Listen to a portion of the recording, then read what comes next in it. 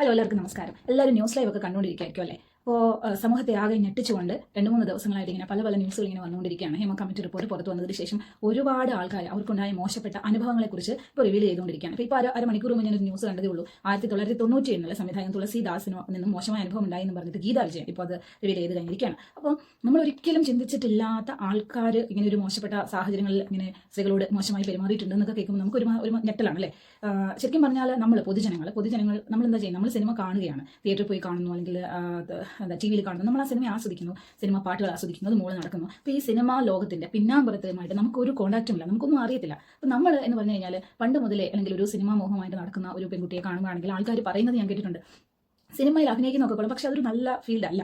ഒരുപാട് പെൺകുട്ടികൾക്ക് മോശമായ അനുഭവങ്ങൾ ഉണ്ടായിട്ടുണ്ട്, പല അഡ്ജസ്റ്റ്മെന്റുകൾ അവിടെ ചെയ്യേണ്ടി വരും എന്നൊക്കെ ഞാനിങ്ങനെ കേട്ടിട്ടുണ്ട്. ഒരുപാട് പെൺകുട്ടികളോട് ഇങ്ങനെ പറയുന്നത് നമ്മുടെ സമൂഹത്തിൽ നിന്ന് തന്നെ ഞാൻ കേട്ടിട്ടുള്ളതാണ്. അപ്പോൾ അന്ന് നമ്മളിങ്ങനെ ഡീപ്പായിട്ട് ചിന്തിക്കുന്നില്ല, അല്ലെങ്കിൽ അത് ശരിയാണോ, അല്ലെങ്കിൽ അങ്ങനെയുള്ള സംഭവങ്ങളൊന്നും നമ്മൾ പുറത്തൊന്നും കേട്ടിട്ടില്ല. അപ്പോൾ പല നടന്മാർ പല ഇന്റർവ്യൂസിൽ വന്നിട്ട് ഇപ്പം കൊല്ലം തുളസിയുടെ ഒരു ഇന്റർവ്യൂ വർഷങ്ങൾക്ക് മുമ്പ് നമ്മൾ കണ്ടിട്ടുണ്ട്. അദ്ദേഹം ഇങ്ങനെ ഹോട്ടൽ മുറിയിൽ പോയപ്പോൾ ഒരു നിർമ്മാതാവ് ആരോ വന്നിട്ട് രാത്രിയിൽ മുഖത്ത് തഴുകി എന്ന് പറയുന്നത് കൊല്ലം തുളസി ഒരു പെണ്ണാണ് എന്ന് കരുതിയിട്ട് വന്നതാണ് എന്ന് അദ്ദേഹം പറയുകയുണ്ടായിരുന്നു. അപ്പോൾ അന്നൊക്കെ നമ്മളത് ചിരിച്ചു തള്ളുകയാണ്, ഒരു തമാശ കേട്ടതുപോലെ നമ്മളതിനെ ചിരിച്ചു തള്ളി. കാരണം നമ്മൾക്കറിയില്ലല്ലോ, നമ്മളിങ്ങനെ സ്ക്രീനിന്റെ മുമ്പിലിരുന്ന് സിനിമ കണ്ട് ആസ്വദിക്കുന്ന ആൾക്കാരാണ് നമ്മൾ എന്താ പറയുക, പ്രേക്ഷകരാണ്. നമ്മൾക്ക് ഈ ഒരു കോട്ടൺ അല്ലെങ്കിൽ ഈ സിനിമ തിയേറ്ററിന്റെ ഈ സ്ക്രീനിന്റെ പുറകിൽ നടക്കുന്ന കാര്യങ്ങൾ, അല്ലെങ്കിൽ ഷൂട്ടിങ്ങിന് നടക്കുന്ന കാര്യങ്ങൾ, അവിടുത്തെ കാര്യമൊന്നും നമുക്ക് അറിയത്തില്ല. നമ്മളിങ്ങനെ മുമ്പിലൊരു നാട്ടം കാണുന്ന ആൾക്കാരാണ്. അപ്പോൾ ഇപ്പോഴാണ് അവിടെ നടന്നുകൊണ്ടിരിക്കുന്നത് ഇത്രയും മോശപ്പെട്ട സംഭവങ്ങളായിരുന്നു, ഇതൊക്കെ പറഞ്ഞു കേട്ടറിഞ്ഞുള്ള കാര്യങ്ങളൊക്കെ സത്യങ്ങളായിരുന്നു എന്ന് നമ്മൾ മനസ്സിലാക്കും. അങ്ങനെ ഈ സംഭവ വികാസങ്ങളൊക്കെ കേട്ടപ്പോഴാണ് എനിക്ക് ഒരു കാര്യം ഓർമ്മ വന്നത്. എൻ്റെ പരിചയത്തിലുള്ള ഒരു കുട്ടി, എനിക്കറിയാവുന്ന ഒരു കുട്ടി, ഇതുപോലെ ഷോർട്ട് ഫിലിമിലും ഡോക്യുമെന്ററിയിലും ഒക്കെ അഭിനയിക്കാൻ പോകുമായിരുന്ന ഒരു കുട്ടിയായിരുന്നു. അപ്പോൾ അവൾ അത്യാവശ്യം കാണാൻ നല്ല ഭംഗിയുള്ളൊരു കുട്ടി, നല്ല കഴിവുള്ളൊരു കുട്ടി. അപ്പോൾ അവളിങ്ങനെ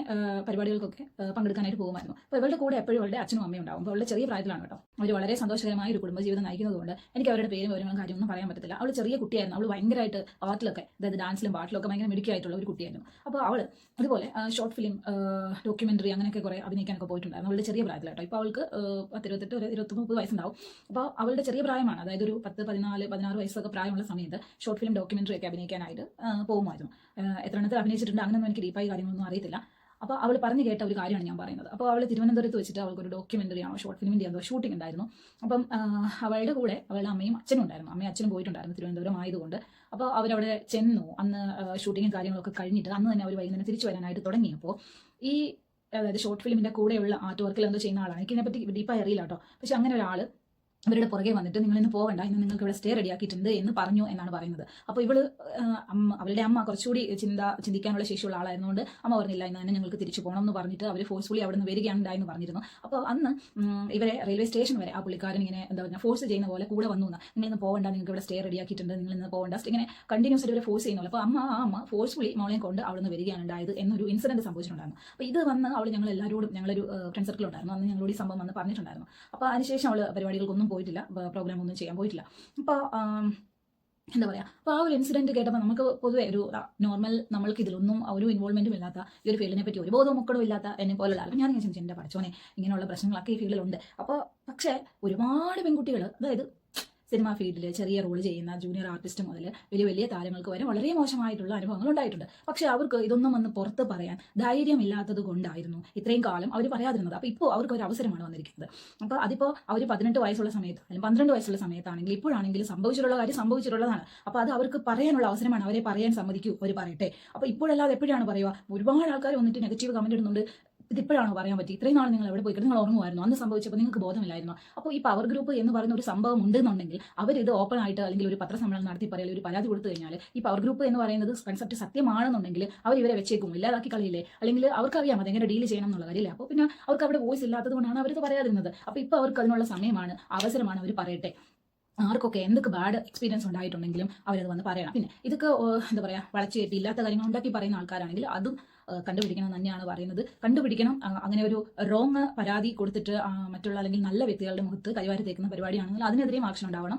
എന്നാൽ ഈ ആരോപിക്കപ്പെട്ട വിഷയങ്ങളെല്ലാം സത്യസന്ധമാണ് എന്ന് പിന്നെ എന്താ പറയുക, തെളിയിക്കുകയാണെങ്കിൽ അതിനും തക്കതായ ഒരു നടപടി ഉണ്ടാകണമെന്നാണ് ഞങ്ങൾ ഓരോ പ്രേക്ഷകരും ആവശ്യപ്പെടുന്നത്. കാരണം നമ്മൾ എന്താ പറയുക, സ്ത്രീ അമ്മയാണ്, ദേവിയാണ് എന്നൊക്കെ പറയുമ്പോൾ തന്നെ സ്ത്രീയെ വളരെ മോശമായിട്ട് അവളോട് ബിഹേവ് ചെയ്യുന്ന ഒരു കാലത്തിലാണ് നമ്മൾ ജീവിക്കുന്നത്. സ്ത്രീ ഒരു വാല്യൂ ഇല്ലാത്ത ഒരു ലോകത്തിലാണ് നമ്മൾ ജീവിക്കുന്നത്. അപ്പോൾ അങ്ങനെ പാടില്ല.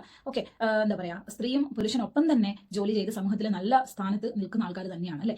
നമ്മുടെ ബഹുമാനപ്പെട്ട രാഷ്ട്രപതി ഒരു സ്ത്രീയാണ്.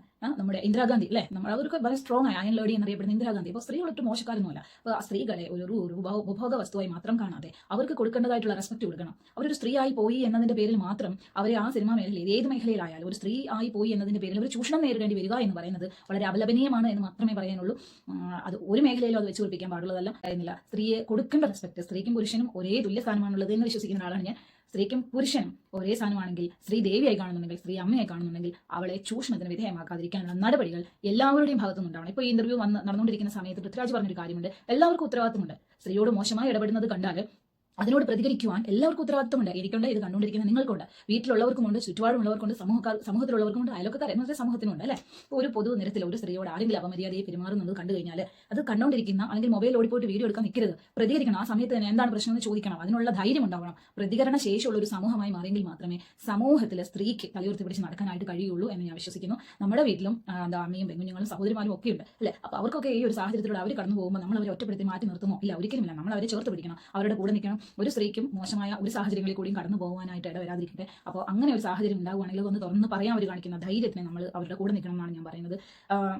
അപ്പോൾ ലോകത്തിലുള്ള എല്ലാ പെൺകുട്ടികളോടും അവരുടെ മോശപ്പെട്ട അനുഭവങ്ങൾ വന്ന് തുറന്ന് പറയൂ എന്ന് പറഞ്ഞു കഴിഞ്ഞാൽ എല്ലാ പെൺകുട്ടികൾക്കും 10, 9, 100 പരാതികൾ പറയാനായിട്ടുണ്ടാവും. മോശപ്പെട്ട സാഹചര്യങ്ങളിൽ കൂടി കടന്നു വന്നതും മോശപ്പെട്ട അനുഭവങ്ങൾ ഉണ്ടായതുമായിട്ടുള്ള ഒരുപാട് പെൺകുട്ടികളുണ്ട്. ഈവൻ ഞാൻ ഉൾപ്പെടെ മോശപ്പെട്ട സാഹചര്യത്തെ ഫേസ് ചെയ്തിട്ടുള്ള ഒരുപാട് ആൾക്കാർ. ഇനിയും സിനിമാ മേഖലയിലേക്ക് കടന്നു വരാനിരിക്കുന്ന പെൺകുട്ടികളെങ്കിലും ചൂഷണങ്ങളിൽ നിന്നും രക്ഷപ്പെടട്ടെ എന്ന് ഞാൻ വിചാരിക്കുന്നു. അപ്പോൾ നേര് വിജയിക്കട്ടെ എന്ന് മാത്രമാണ് ഞാൻ പ്രാർത്ഥിക്കുന്നത്. സത്യം എന്താണോ അത് വിജയിക്കട്ടെ. ഈ എന്താ പറയാ, ആരുടെ ഭാഗത്താണോ ന്യായമുള്ളത് അവർ വിജയിക്കട്ടെ. ഇതൊരു യുദ്ധമാണെന്ന് തന്നെ ഞാൻ കരുതുന്നു. ഈ ഹേമ കമ്മിറ്റി റിപ്പോർട്ട് പുറത്തു വന്നതിന് ശേഷം തുടങ്ങിയിരിക്കുന്ന ഈ ഒരു യുദ്ധം, അത് നേരിന്റെ ഭാഗത്തുള്ളവർ ജയിക്കട്ടെ. അത് ആരുടെ ഭാഗത്തും നേരുണ്ടാവും നമുക്ക് അറിയുന്നില്ല, നമ്മൾ കണ്ടുകൊണ്ടിരിക്കുകയാണ്. ഇനിയുള്ള ദിവസങ്ങളിൽ നമുക്ക് കാണാൻ പറ്റും ആരുടെ ഭാഗത്താണ് ശരിയെന്നുള്ളത്. ഈ ആരോപണം ഉന്നയിക്കുന്നവരുടെ ഭാഗത്താണോ, അത് ഓപ്പോസിറ്റ് നിൽക്കുന്നവരുടെ ഭാഗത്താണോ ശരിയെന്നുള്ളത് നമുക്കറിയില്ല.